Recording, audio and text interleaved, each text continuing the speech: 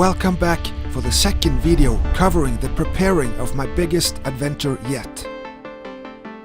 Crossing the Norwegian Sea over to Jan Mayen and further on to the amazing Greenland.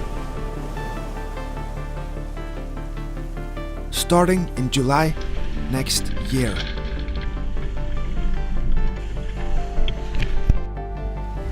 Last episode of Preparing for Greenland Part 1, I went through all my new equipment around on deck, which hopefully will help bring me safely around the ferocious wild oceans coming ahead.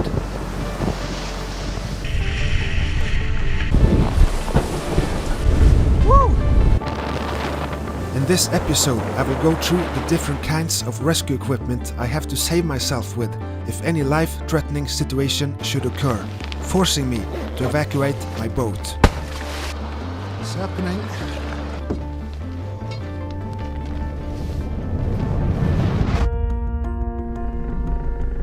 A cold December morning, I let go of my lines in Haugesund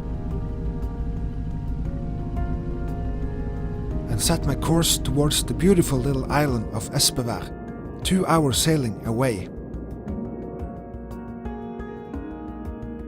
With no wind, I was forced to cross Sletta towards my goal by engine.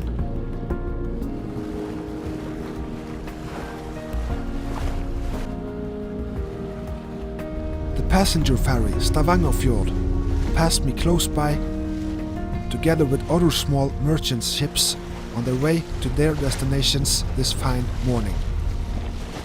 Sletta is also a busy main lane for ships bound north or south along the coast of Norway, so a close lookout is mandatory.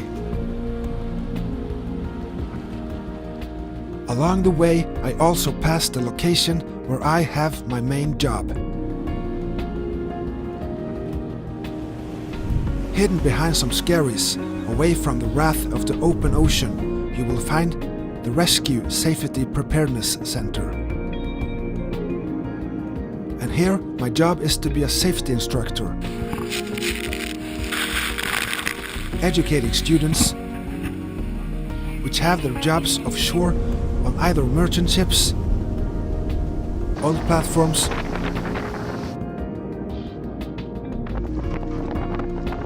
and even aquacultures, in how to survive if something goes wrong on board, forcing them to evacuate, and how to get rescued.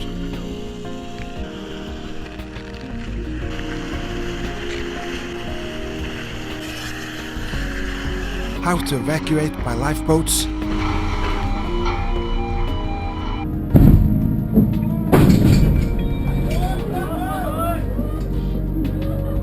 Picking up a man overboard with the help of a fast rescue craft. How to fight fires. First aid and CPR.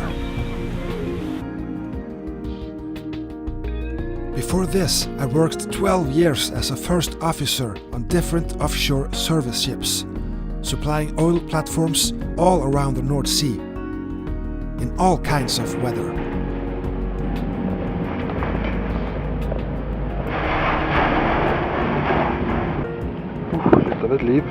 So coming to Rescue Safety Training Center and be able to share my past experience has been a very rewarding opportunity.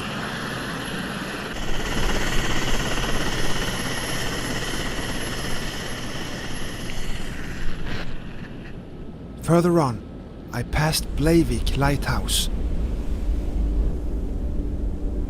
which guided me straight towards the little island in the end of the ocean.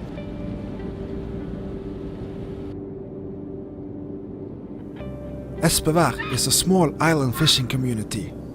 There are several approaches, but the most outstanding entrance is through the beautiful narrow channel on the south side.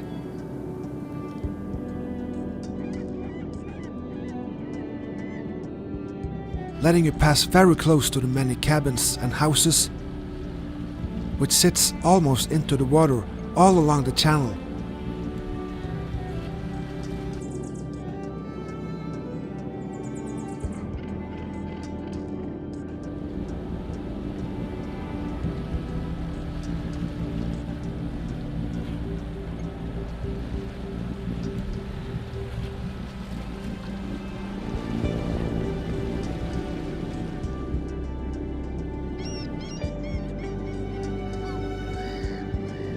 until you reach the guest harbor with all the facilities you need.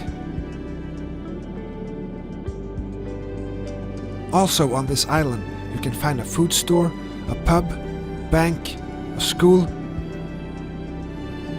and even a post office to make it an inviting life for the 100 inhabitants situated here. But today I went past the settlement and went all the way around the island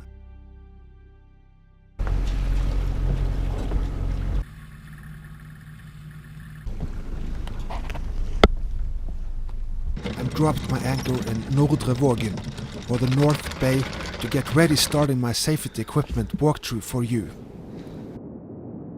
The remarkable thing with this bay is that it is situated only a couple of 100 meters away from an event that took place in 1976 and made this place a world-famous attraction. During the morning, locals discovered that a huge oval circle had been heavily printed into the ground on the only open area on the island. 40 years later, it's still a myth, and the only theory amongst experts says a UFO most likely must have landed here. I don't have any opinion myself, other than I was about to get dressed in a survival suit. Yes, I'll just have to check that nobody's still not watching here. Sitting in a life raft, looking like an alien. I feel like a schmuck sitting here. Just hoping not to be abducted this day. Because I was now ready to start the walkthrough for you as a part of preparing for Greenland next year. Hello again. Long time no see. I'm on Apsara now. Just dropped my anchor and it's completely quiet here. And my boat has been on the hard for 2 months. For 6 years ago I crashed. I went on shore with my boat really hard on the rocks. And unfortunately I broke my rudder and I poorly fixed it, and I've been sailing with it like this for 6 years now, since the accident in 2012 I think. So what happened was that I was offshore in some bad weather, cold January, and I did wear cotton gloves and hat, and I got soaked in the waves and got so cold that I couldn't take down my mainsail when I got inside, and I hove to, went down to try to get some heat, and yeah, the boat went on the rocks by itself. Until I was up it was too late. So wear the proper equipment and the clothing when you're in cold weather. Let me also squeeze into the story that a new roller forestay type Furlex 304S just got installed post making this video. The old one was passing 20 years and had done its duty of taking me several thousand miles onto my different adventures. Anyway, the t-shirt and hat sale is going like crazy. Been selling around all of the world: Australia, USA, Canada, Norway, Sweden, Germany, England, everywhere. So thank you very much helping me out. Right, okay, so this video is going to be about what happens if things really go to shit and you need to evacuate your boat, or my boat, this in my case. So what equipment I have to save myself if that should happen. So it's a part of going prepared, I guess, for the Greenland trip. It's a long way, so I'm going to be way out of reach of any rescue. So come on down and we'll have a look and see what we got. Alright, so I guess the way I look at an emergency situation is when you're in a life-threatening situation. And that would be either the boat sinking, you're taking in water and you're sinking, or you have a fire that you that is too much to put out yourself, or your boat gets rolled over in some heavy seas and unable to sail anymore. So it's no more a safe place to be. Stay on board. So you need to evacuate. So let's say one scenario is that you lose the mast. And a very typical way to lose the mast is that these splints are gone off and the bolt is slowly getting out of its position because of vibrations and stuff like that over time. So yeah, the mast comes down, goes into the water, and it bangs into the hull, making a hole in the hull. So you'll need to get rid of the mast. So you'll need a wire cutter, and this is let's see. You know, this one is a hydraulic one, very strong one, and you just open it like this, and you put it around the wire, close it, and you pump, and it's like butter. It just comes right off. It's extremely strong. So that's what I got if I need to cut the wires for some reason. But let's say you're too slow and the mast breaks the hull and you're taking in water. So what's next then? Alright, so let's say the mast hits a hole in the boat in a place that you don't have access to, and the water is coming in faster than you can get it out. That means you're sinking and we have a big problem. So we need to alert someone. That's the first number one thing to do, is to alert. If you don't alert someone, it's like CPR without a defibrillator, you know. You can pump on the heart all you want, the person won't wake up. But if you alert someone and get a defibrillator, you're more likely to make it. The first thing I will do is to, of course, call Mayday on the radio on channel 16. But I don't have time to stay on the radio. I have other stuff to do, like deploying the life raft and get dressed and all that. So I have this DSC button, distress. You open this and you push it, and that means that the VHF is sending out an automatic signal to all boats. It's a distress signal that goes over and over until hopefully someone detects you and can help you. Yes, and next, after the VHF DSC alert, you will have to deploy your emergency beacon. I have two. This is my old one. This is my new one. This is almost 8 years old. No problem, still batteries on it. I'll still take a monthly test on it. You just push the test button for a little bit, and you can see a red light there and a strobe light 3 blinks. So that's good. But for safety reasons, of course, I bought a new one. So these guys sense on 2 different frequencies. One is 406, that's the satellites going up here. To the satellites, to the Sarsat system. It's satellites going all over the world. And wherever you are on the Earth, you will get your signal transmitted to land. And it also sends on 101.5 megahertz, and that's for planes and choppers, and so they can find you when they get close to you. So the first thing is the signal goes up to the satellites, and the satellite brings the signal over to a land earth station, and further to a local rescue center. And from there they will deploy rescue services and probably send out a plane. If you're far from land, they will send out a search and rescue plane to get your position, see that you really are there, that you exist, and then they decide if they're going to send a boat or a chopper. If it's within 400 nautical miles about, it's choppers that is most likely to come save you. And yeah, and when a plane comes near, it detects the 121.5, and that's to get course to you when they get close. And then at last, if it's night, you have this strobe light, so they can see the strobe light when they get really close, and they can find you. So it's first satellites, then the 121.5 to the planes, and then it's the strobe light. So that's the whole thing with it. 48 hours of battery when it sends, and it's about shouldn't take longer than 24 hours to detect for the rescue center to detect your position. Yes. And the next thing, if you have it, is this satellite tracker. This is the Garmin InReach, and it's a fantastic little thing. It got this SOS button on the side, So if you're in distress and you push this, you'll alert something called the GEOS, G-E-O-S. It's an office in Texas, Houston, Texas. It's a crew sitting there on the office, and they will relay your message to the correct or to the nearest rescue center to start a search and rescue for you. So this is fantastic. I will also use it to track myself when I sail to Shetland in January now, 24th of January. I will try this, and it will track me, and you can follow my track all over the North Sea, so you can see my progress. So really cool thing. But this is not a main SOS device.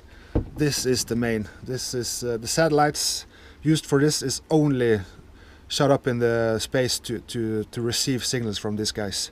So it's an extremely rigid system. So this is the second one, this is number one. Do not mix. Alright.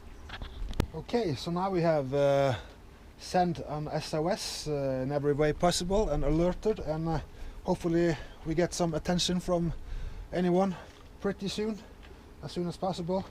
But now it's time to get dressed. I have this Viking survival suit, 50 to 100 kilos and 140 to 200 centimeters. So it's I'm 106 kilos, but it should be good enough. And under here, you should always wear wool underwear, trousers and sweater, wool to the close to the body, and then maybe some clothes after that, and then the survival suit. So I'm gonna put it on now and go through it for you.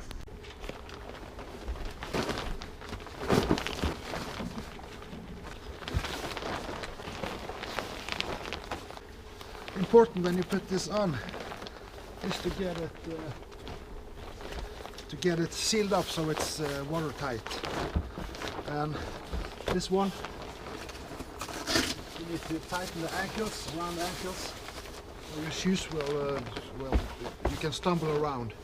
So tighten up this, and I'll lubricate it, the zipper, because if you don't, it gets pretty stuck and it's not watertight if you don't lube it up. I hope nobody comes now and watch this. Alright, and the gloves are nice because you can take them on or off, and you have your hands free to do whatever, to do small things, operate small things with your hand. Some other suits has glued the gloves on and you're not able to take them off. And this is just to be taken up in a lifeboat or a life raft or whatever. It's not to lift you out of the water, it's just to be pulled up. But I'm alone, so nobody's going to pull me up anyway. So next will be to gather the things you want to have with you in the life raft. Getting hot in here. Shit. Okay. Yeah. The suit is on, and next thing is to gather your supplies that you want to bring with you into the life raft while you're waiting for help. So to increase the chance of getting found, I will bring my extra rockets and smoke signals, and also a bunch of hand flares. This is in addition to the ones you will find in the life raft. I think it's three rockets and 3 hand flares and 1 smoke signal. And I want to bring my flashlight, and I want to bring my headlight with me. And if I get found, to make contact with the rescue crew, I will bring my carryable handheld VHF, and I have this spare one, old one, which I will bring as well, so I have double battery life. And to live long enough to be found, you will need some extra food, and of course I will bring my jumbo hot dogs, amazing stuff, high energy, and canned food, perfect. And of course, maybe if I have a beer would be nice, maybe. And of course, the most important thing is to bring enough water on board. Yeah, and you want to bring your first aid kit as well. Seasickness tablets and bandages and stuff like that could be important. As much as possible, that you can carry if you are way offshore and you know that the chance of getting rescued within the next days is small, that if you know you're gonna sit there for a while, you want to bring enough of this for sure. Okay, so the next thing then is I'll just have to check that nobody's still not watching here. Feel like a schmuck sitting here. Alright, let's look at the life raft. Okay, so I got a new life raft. It's the Lalila's 6-person life raft, and it's 9650-1 ISO 9650-1 certified raft, and that means that it's equipped to stay longer than 24 hours. And that's actually after the you probably heard of the 1979 Fastnet race, where 15 people lost their lives during a storm in the regatta, the race. Terrible thing. And later on the 1998 Sydney to Hobart race, same thing, terrible weather, and 6 persons lost their lives during that race. And that was much due to the poor condition or poor quality of the life rafts.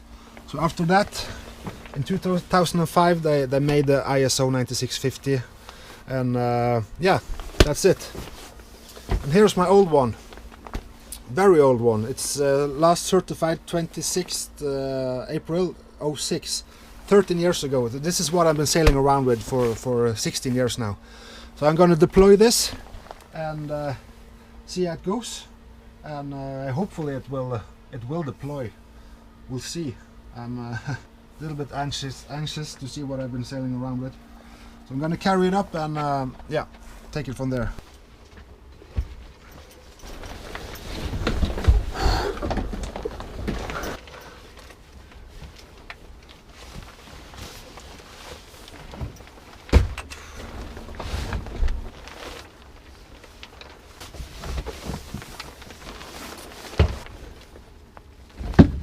First of all, I'm going to open the zipper to find the painter line to release the CO2.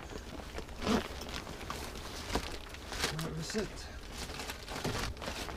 Right, here it is. I want to take all of the line out. It should be 10 to 12 meters. There we go. Oh, bad condition. So always tie the end on the end on to the boat somewhere. I'm going to tie it up to the aft bollard here. All right. Yeah, okay. And it's time to toss it overboard.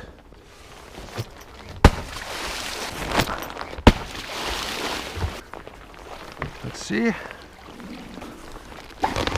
There we go. Whoa. It's happening. Hope it's enough CO2 here now. Oh yeah. I think it's a 20-year-old life raft together. And as you can see, there's only one chamber here, so if you get a hole in this one, it will not keep you floating anymore. So this is an inshore life raft, and it's crazy that I've been sailing with this thing for so long. It's absolutely crazy. And do not do what I do right there. Okay. The next thing I would do is to take all the equipment. I would have a bag for this, a waterproof bag, and to gather it all in, and then throw it on board, and then get myself on board. I'm gonna deploy this little ladder. Can't imagine how this will work in heavy seas offshore. So if you get a new life raft, take the old one and see how it is. Okay. Oh, that's pretty rigid. There we go. Oh shit. So this is a 6-man. Oh, stinks like shit in here. This is a 6-man raft. Can't imagine having 6 people in here. Yeah, this is it. Not much. This is the survival bag with equipment. Let's see what's in there. This is the ring to save other people. If you see if somebody don't reach the life raft, then you can throw it in and get them. Imagine doing this with ice cold fingers. Here's a knife. Cut it. Oh, sharp. Okay, so this is the equipment we have in this life right now.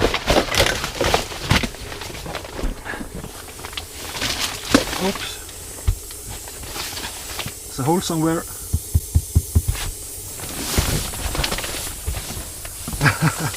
What happened? It's leaking. Okay, let's get this over with. Okay, so when you get into the raft, you want to take all the water out. The intention is to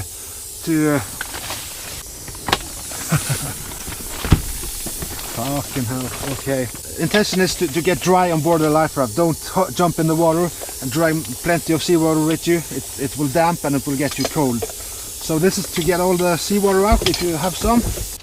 You have also paddle oars like this, and you can take them on, screw them on like that, and you can paddle your way. Plugs, if you get hole in the raft, you will have to... That shit is really stressing me. This is to screw them in until it's tight, and this works very good. I've tried it myself on other rafts. Torchlight with not much light, that's what I mean. Bring your own light. It's rarely any strong lights in the flashlights they provide with the raft, so bring your own. This is to get a hold of rainwater. If it rains, you can get a hold of it, and they swell up and they get big, and you can also dry out the life raft with it. Here's some more hand flares and rocket signals. And if you see any boats at some time, let's say if you don't see any boats, use a rocket flare. That's what they're for. Because the boats can be behind the horizon, and if you shoot one of those up, it's 300 meters. They last for 40 seconds as it's a very bright red light on the sky, and boats behind the horizon will see a rocket. And when they get close, you will see a lantern in the horizon eventually, and that's when you use the hand flares. Because the rocket doesn't locate your position, but the hand flare does. That's where you are. That's where the boat needs to come. Batteries destroyed, for extra batteries for the torchlight. Here I guess it's more, this is glue, and to fix with pads to fix this with, but in wet and cold weather that will not work anyway. So those are much better, and it's just it's a waiting game, I guess. So there's not much more to say. It's not a nice place to be, but if it saves your life, it's all worth it. But my raft is really lacking air now, or CO2, so I need to get out of this, and I need to recover the boat. Okay, let's get up again. Oh, somebody's... bet they're wondering what the fuck is happening here today. Oh, it's only Erik testing his survival skills.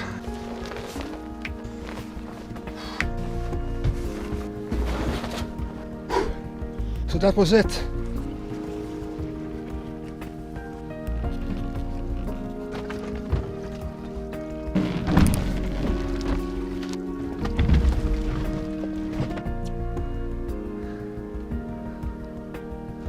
I think I've seen enough for today. It's time to start the engine and get the hell out of here. I'm going to a party tonight, 7 o'clock, and it's 3 o'clock now, so I have a couple of hours to get home. So that was my walkthrough of all my safety equipment. Next event coming up will be at the 24th of January for another midwinter crossing of the North Sea to the Shetland Isles to take part in another Apsara Viking festival. This will also be a fantastic opportunity to test all my new gear on a proper offshore run to see that everything's in order for the planned Greenland adventure. In a later video I will also put my new sea brake sea anchor to the real ocean test, in case I'm forced to wait on weather either outside Jan Mayen or Greenland.